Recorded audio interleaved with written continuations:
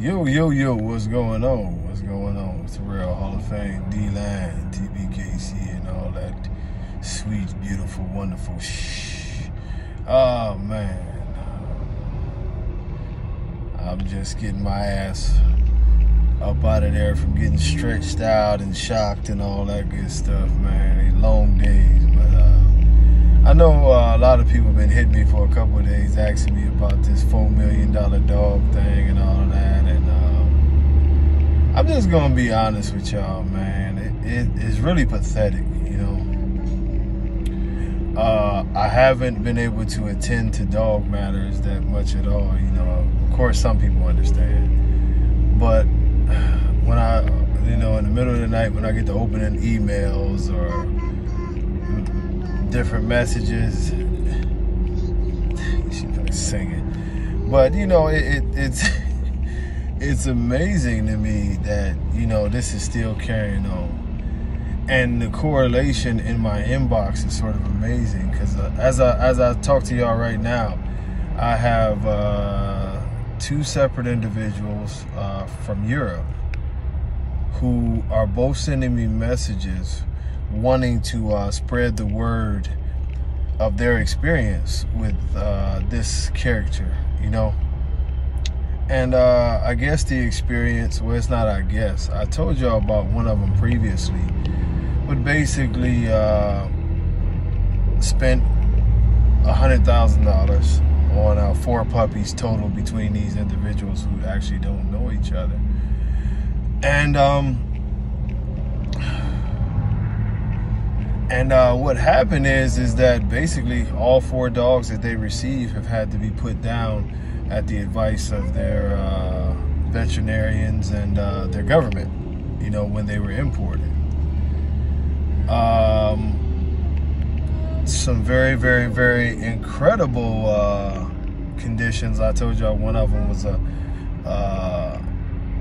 level 5 heart murmur. Now we all know, and I've given y'all this game before, and we all know that no excuse me, and yes, I'm still doing that from time to time. I'm not totally healed, but I can talk a lot better, so the breathing thing will continue probably the better part of a month, she said.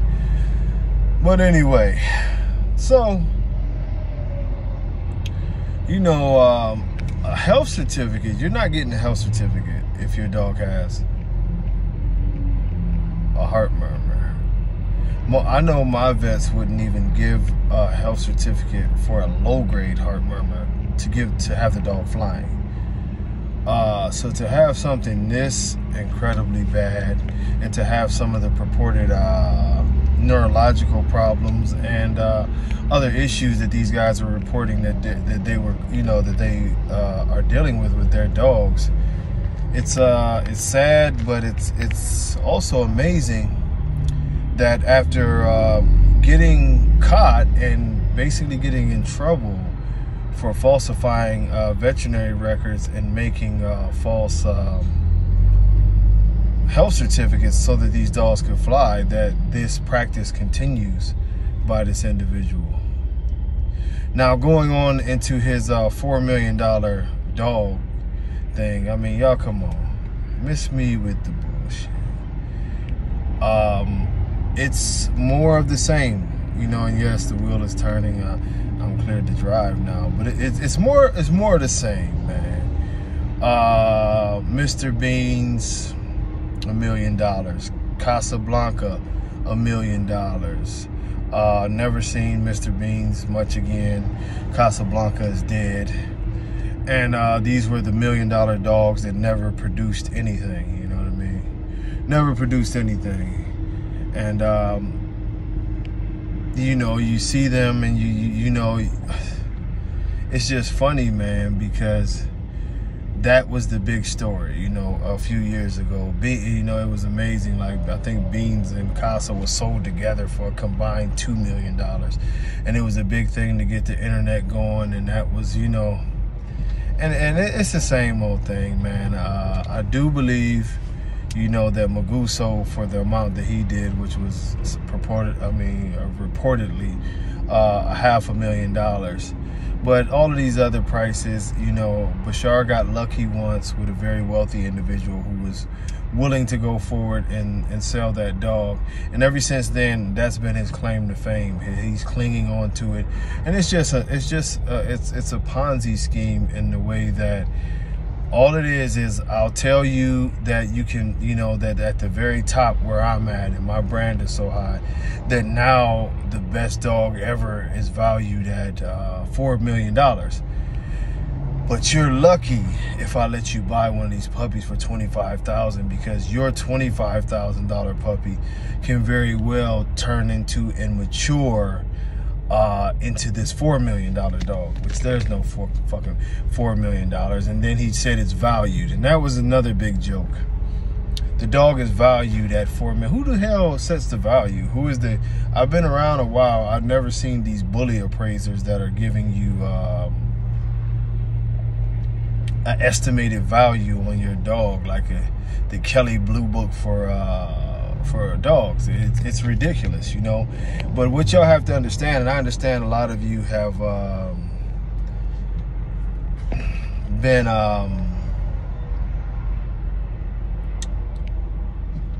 enamored with his process. I will tell you this, is that yes, it does work. You know, if y'all want to be, I hate to admit it, but it works. The thing that he does, it works, but it's a numbers game, because yes, most of us will say this is just more foolishness from Bashar, just like the stack off and everything, and I'll bring that up in a second.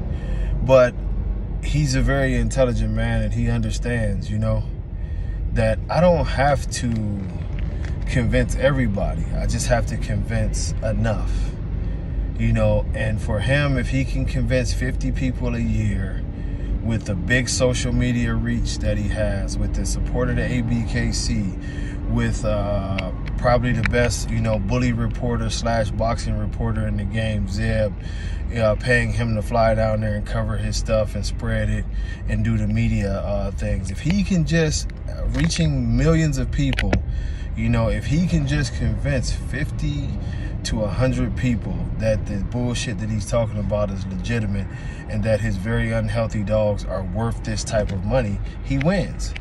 You know, this is the same man who went in front of the camera and told y'all this is a business to him. He don't give two shits about the dogs or the bully community. Those were his words. He don't care about it. He wouldn't mess. His actual words was, I wouldn't even deal with dogs if I couldn't make money. I don't care about dogs. So with that, you know, with that kind of mentality, I don't know what y'all expect. The dude came in as the ultimate snake oil salesman, and he's continuing to do it. He puts a dog in front of your face that has a back that's all broke down, you know, just a deformed animal, a dog that's eyes are coming together like a fucking cyclops. And we've got idiots out here who applaud the shit. And the most amazing thing is, and the funny thing is, I've seen one person put up a post today talking about how great, excuse me, how great that the sons of that bean, you know, beanstalk was producing. He put up 3 dogs and they all look like cyclops too. Now all of their eyes are very, very close together. This is a mutation, people. Y'all tell me what breed of dog has very, very close together eye sets.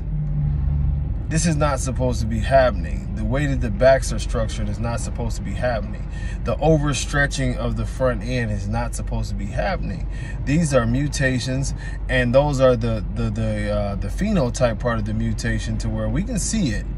But the other parts of the mutations are happening inside of these dogs as, you know, a combination of horrible breeding and, you know, different things that they're doing to the dogs that they're not supposed to, like the amounts of steroids. If you do a very, very quick research into steroids and what the possibilities are as far as your offspring goes, it's some weird things that can happen when you are on heavy amounts of steroids too. All of these things are coming into play, and one of the biggest things is these mutations are affecting the health of these dogs. These dogs are dying very, very, very rapidly. Hell, we seen Mr. Beans couldn't even, you know, stand in a building that was air conditioned, you know. But I think one of the most tragic things about this lie and his new publicity stunt is the fact that it just shows you a total lack of dignity and respect. And I will do anything, you know, to carry on this thing. When Cash died last week, and that was the big story, and I mentioned it to y'all, you know, that Bashar would find a way to capitalize on it. So while his name was ringing and people had started pulling the stack off videos back up and everything like that, he's a master promoter. He's the Barnum and Bailey of the bully world, you know, in total belief that all publicity is good publicity.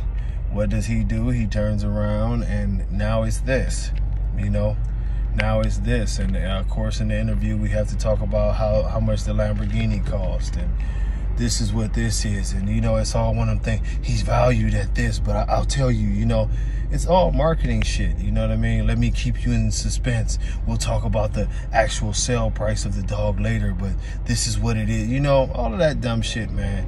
And they want you to believe that somebody spent $4 million on this dog, which is possible. I mean, somewhere out there in a fucked up situation, I guess it could happen. But you're gonna pay $4 million for a dog, so what next? His stud fee gonna be 100 grand. So you sell 40 studs at 100 grand and you break even, or maybe 50 grand and you still, not 400, but you sell 40 studs at 100 grand, and you know what I mean? And then you turn around and you sell, you know, 80, you know, 80 at 50, or maybe, you know, whatever you're gonna do just to get your money back and hope that this dog lives long enough and doesn't go sterile or whatever else could happen to him before that time. And, you know, people who make large amounts of money typically are not so stupid when it comes to business moves. And let's just get down to it. This shit's a business when it comes to these people. But they want y'all to believe that somebody just went right in their account and dropped over $4 or more million for that fucked up dog. It's just another publicity stunt. He'll sell a bunch of studs and a bunch of, you know, it was sort of like the thing with Magoo. One of the reasons why they fell out, when he sold Magoo, he kept the dog away from the dude for 6 months and just pulled all kind of semen off the dog, and then was selling the studs for $10,000 a piece. You know, devaluing the dog that someone was gracious enough to spend $500,000 for. I mean, this is the game, man.